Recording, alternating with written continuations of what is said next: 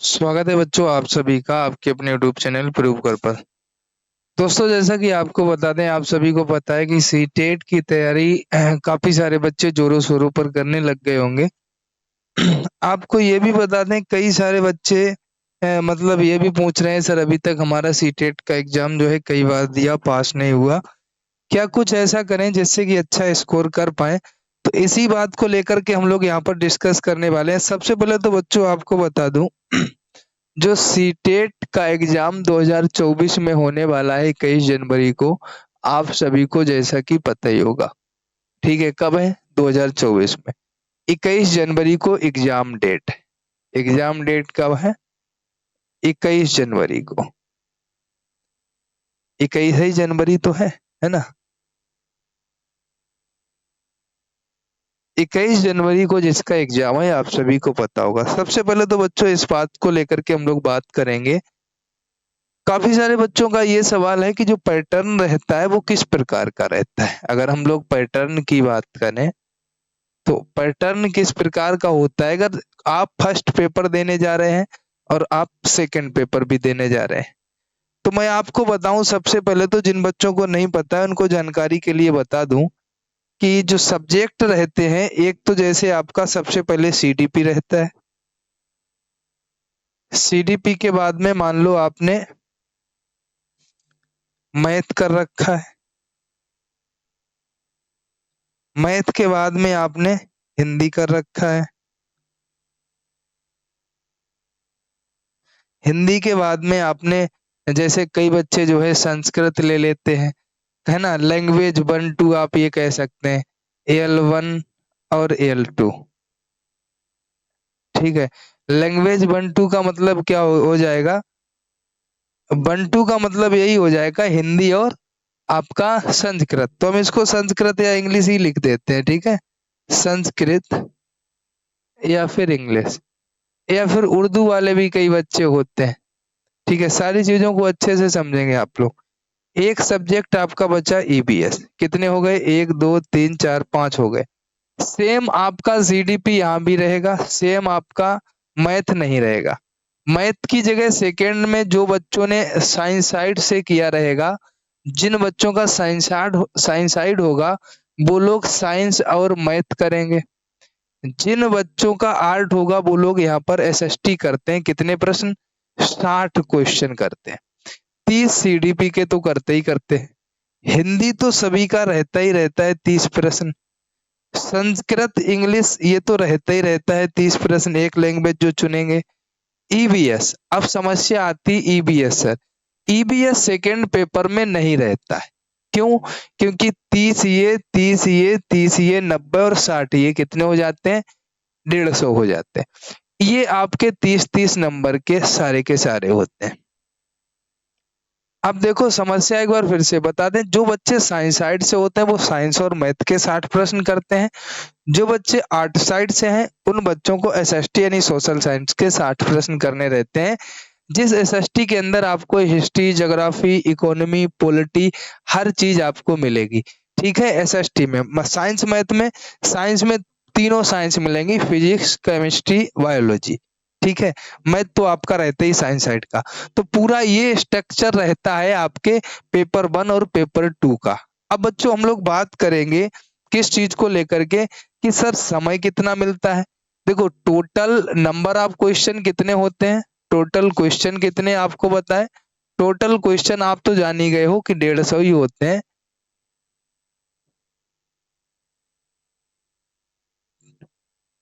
Total question तो आप लोग जान ही गए हो 150 होते हैं, और मार्क भी 150 ही होते हैं। मार्क्स कितने होते हैं? 150 ही होते हैं। नेगेटिव मार्किंग होती नहीं है। ठीक है, अगर नेगेटिव मार्किंग की बात करें तो नेगेटिव मार्क होता नहीं है। समय की बात करें, टाइम कितना मिलता है, तो टाइम हमको मिलता है 2 घंटा 30 मिनट, ये हमको समय मिलता है। तो ये तो सारी समस्याएं हैं जो आपके दिमाग में अगर किसी के चल रही थी कि क्या सर क्या क्या किसके कितने प्रश्न करने रहेंगे, वो सारी चीजें। नेगेटिव मार्किंग होगी नहीं। टाइम टेबल जो टाइम रहेगा 2 घंटा 30 मिनट का होता है। टोटल क्वेश्चन 150, मार्क भी 150। अब बच्चों के आगे समस्या क्या आती कि सर चलो ये तो बात हो गई, सीटेट में क्या होता है, अगर आप यूपी टेट देने जाते हो, यूपी टेट में क्या होता है कि अगर 30 ईवीएस पूछी गई है, 30 प्रश्न उसमें भी आएंगे, तो ये 30 प्रश्न किससे होंगे, सिलेबस से। लेकिन सीटेट में ऐसा नहीं होता है। जैसे मान लो ईवीएस को ले लो, 30 प्रश्न आ रहे हैं, 30 में 15 प्रश्न होंगे पेडागोजी के, 15 प्रश्न आपके होंगे सिलेबस से। मतलब कहने का ये, जो भी जैसे इन्वायरमेंट में जो भी आपके चैप्टर्स होंगे, उन चैप्टर से 15 प्रश्न आएंगे। हो सकता है हर चैप्टर से एक एक आ जाए, हो सकता है किसी से आई ना, किसी से 2-3 आ जाए, है ना। 15 क्वेश्चन पेडागोजी के होंगे, 15 क्वेश्चन सिलेबस। सेम इसी प्रकार हर चीज में प्रोसेस यही रहेगा। हिंदी में बात करें तो क्वेश्चन तो 30 ही होंगे, लेकिन 15 पेडागोजी, 15 सिलेबस। तो आप ये भी कह सकते हो आधा आधा रहता है, 75 क्वेश्चन पेडागोजी और 75 क्वेश्चन सिलेबस। आप कोई कहेगा सर 90 आते हैं पेडागोजी, तो ऐसा बिल्कुल नहीं है, 90 पेडागोजी नहीं आते हैं। आप कहेंगे सर क्यों, वो इसलिए नहीं आते हैं 90 पेडागोजी से कि भाई जो सीडीपी होता है उसमें भी तो कोई सिलेबस है ना। पेडागोजी अलग बात है, शिक्षण शास्त्र अलग बात है। शिक्षण शास्त्र से तो सीडीपी में भी 15 ही आएंगे, जो 15 रहते हैं वो आपके मनोविज्ञान से होते हैं, तो वो तो सिलेबस के हो गए। जो 15 होते हैं वो शिक्षण शास्त्र होता है, वो पेडागोजी हुआ। तो फिर 75 ही हुए। कई लोग कह देते हैं कि सर 90 और 60 आते हैं, तो ऐसा बिल्कुल नहीं है भाई। जो सीडीपी की पेडागोजी होगी, 15 ही क्वेश्चन तो होगी, 15 क्वेश्चन सिलेबस भी होगा, तो आप 75 मान सकते हैं। तो ये जो सिलेबस के 75 नंबर होते हैं, इनके लिए आपको अथक परिश्रम करना रहता है। ये जो 75 होते हैं, इनके लिए आपको ज्यादा परिश्रम करने की आवश्यकता ही नहीं होती। अगर आप अपना समय डेली पेडागोजी में इसको तैयार करने के लिए आपको एनसीएफ पढ़ना पड़ता है, इसको तैयार करने के लिए आपको आरटीई पढ़ना पड़ता है, इसको तैयार करने के लिए आपको कुछ पॉजिटिव निगेटिव पढ़ने पड़ते हैं। इतना ही अगर आप मात्र पढ़ लेते हैं तो भी आपका उद्धार हो जाता है, ये पेडागोजी के लिए। पर सिलेबस के लिए क्या रहता है, आपको भाई जैसे हिंदी पढ़ रहे हैं, तो हिंदी में आपको संधि भी, 15 प्रश्न के लिए संधि भी पढ़नी, समास भी पढ़नी, अलंकार भी पढ़ना, रस भी पढ़ना, विलोम भी पढ़ना, पर्यायवाची भी पढ़ना, अव्यय भी पढ़ने, उपसर्ग भी पढ़ने हैं ना, प्रत्यय भी पढ़ने, हर एक चीज को पढ़ना है, कारक भी पढ़ने हैं, वाक्य भी पढ़ने हैं, वाच्य भी पढ़ने हैं, सब कुछ पढ़ना है इस 15 प्रश्न के लिए।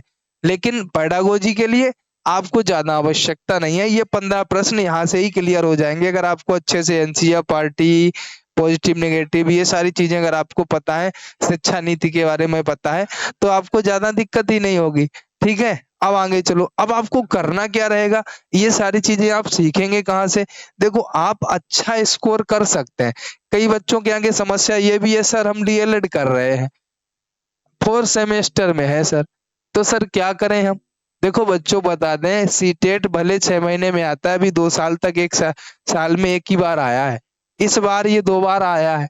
हो सकता है कोई ऐसा कारण बने ना आ पाए, और ये कोई कह भी नहीं सकता कि आएगा ही आएगा।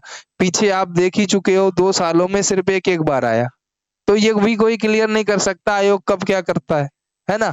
तो इसलिए ढिलाई नहीं देना है आपको, ये चीज हम आपको पहले भी बता चुके हैं। जो बच्चे ये सोच रहे नहीं नहीं नहीं, मान लो अभी जुलाई, जो जनवरी में हो जाएगा, फिर जुलाई में होगा जाके, अगर कहीं जुलाई तक कोई भर्ती आई, कोई कुछ हुआ, फिर आप क्या करेंगे, आपका 4 सेम तो कंप्लीट हो चुका होगा, फिर आप इंतजार करेंगे जुलाई के लिए, फिर सितंबर अक्टूबर तक रिजल्ट आएगा, इंतजार करेंगे, फिर इसके बाद पास होता भी है कि नहीं होता है। ये सारी चीजों पर ध्यान दीजिए भाई। फार्म डाला है, अगर नहीं डाला है तो डाल दीजिए, पास करिए, ठीक है, आगे मौका मिलेगा। और पढ़ाई करने की ये बात होती है यार, कोई डीएलएड इतना बड़ा पढ़ाई नहीं है जो आप नहीं कर पा रहे होंगे। क्या आप सीटेट के लिए 2 घंटे समय नहीं दे सकते हो? अगर आप 2 घंटे भी नहीं दे सकते तो कैसे काम चलेगा? 2 घंटे तो दीजिए ही दीजिए। अब देखो, चलो अगर बात समझ में आ गई तो बढ़िया। अब ये सारी चीजें हम आपको कंप्लीट कराने वाले हैं। देखो, यूट्यूब चैनल पर हमारी प्रैक्टिस चलेगी, अभी 10 बजे ही हिंदी की प्रैक्टिस की क्लास है, ठीक है। अगर किसी को प्रैक्टिस करना है तो वो हमारे यूट्यूब चैनल से कर ले। अगर किसी को सारी ट्रिक, सारा कुछ बेसिक अच्छे से, मतलब बेसिक पढ़ना है, जिसको ये लगता है कि भाई बेसिक हमारा कंप्लीट होना चाहिए, क्योंकि जो कि हमारे यूपी टेट में काम करेगा, जो कि हमारे सुपर टेट में काम करेगा। अगर आप सीटेट का बेसिक कवर कर लेंगे ना, तो ये आपको सुपर टेट में जब 10 क्वेश्चन के लिए आप इन्वायरमेंट तैयार करेंगे ना तो बहुत हेल्पफुल होगा। हिंदी जब आप 20 प्रश्न की तैयारी करेंगे ना तो आज का हिंदी पढ़ा हुआ तब भी आपको काम देगा, हर चीज काम देगी आपको। तो हमारा एक बैच हमने लॉन्च किया है जिसका नाम है संकल्प बैच, और जिसने भी ऐप को रजिस्टर नहीं किया है वो लोग ऐप को रजिस्टर कर लें, लिंक जो है वो डिस्क्रिप्शन में है ऐप का, डाउनलोड करिए, रजिस्टर करिए। ओनली ओन अभी 20 तारीख तक ये सिर्फ आपको 300 रुपए में मिल रहा है। 20 तारीख बाद पेपर दोनों पढ़ाए जाएंगे, 999 का मिलेगा। तो 20 तारीख के अभी काफी दिन है, अगर आप लोग लेना चाहते हो, मूड बना लिया है तो भाई ले लीजिए, है ना। 999 का आपको शो हो रहा होगा, लेकिन आप कूपन कोड प्रयोग करेंगे सीटेट 10, इस प्रकार से बिना स्पेस के सीटेट 10 लिख करके कूपन कोड की जगह अप्लाई कर देंगे तो आपको 300 ही पे करना पड़ेगा। 20 तारीख तक ये आपके लिए ऑफर है जहां पर आपको क्लासेस स्टार्ट कर दी गई है, और पीडीएफ नोट्स भी एक हिंदी का डाल दिया गया है। आप अच्छे से पढ़िए, डेली आपको वहां पर पीडीएफ नोट्स भी मिलेगा। अब फिर आगे आपकी मर्जी है, बिल्कुल बेसिक से हम पढ़ाएंगे, यूट्यूब पर भी ऐसा नहीं पढ़ाएंगे, प्रैक्टिस आपको धुआंधार तरीके से यूट्यूब पर भी कराएंगे। लेकिन अगर किसी ने ये सोचा है कि हमको वही बेसिक पढ़ना है, भाई 300 रुपए में दोनों पेपर कराना, आप बता देना अगर दोनों पेपर कोई इतने रुपए में करा रहा हो तो हमने आपसे कल भी कहा था ये 300 का हम 100 ही कर देंगे या 99 ही कर देंगे, ठीक है। अगर आपको कोई भी 300 में फर्स्ट और सेकंड दोनों पेपर करा रहा हो तो ठीक है भाई, ये चीज हमने पहले भी कही है। और 300 के वजह से आप एक दिन का 5 रुपए अगर पे कर सकते हैं, क्योंकि 5 रुपए कोई अहमियत नहीं रखता है, जीवन की कोई भी चीज नहीं मिलती आपके यूज की, 5 रुपए का पेन भी नहीं मिलता, 10 का मिलता है। अगर जेब में अच्छे से लगाना है, थोड़ा रुतबा बनाना है तो वो भी 10 या 20 का मिलेगा, नहीं तो वैसे तो 2 रुपए का भी मिल जाता है।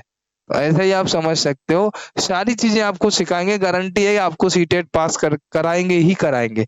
बस आपको जो चीज पढ़ाई जाए उस पर आपको अमल करना है, ध्यान देना है, फिर बाद बाकी गारंटी हमारी, ठीक है। अब हम चलते हैं, सभी को बाय बाय, टेक केयर, जय हिंद, वंदे मातरम।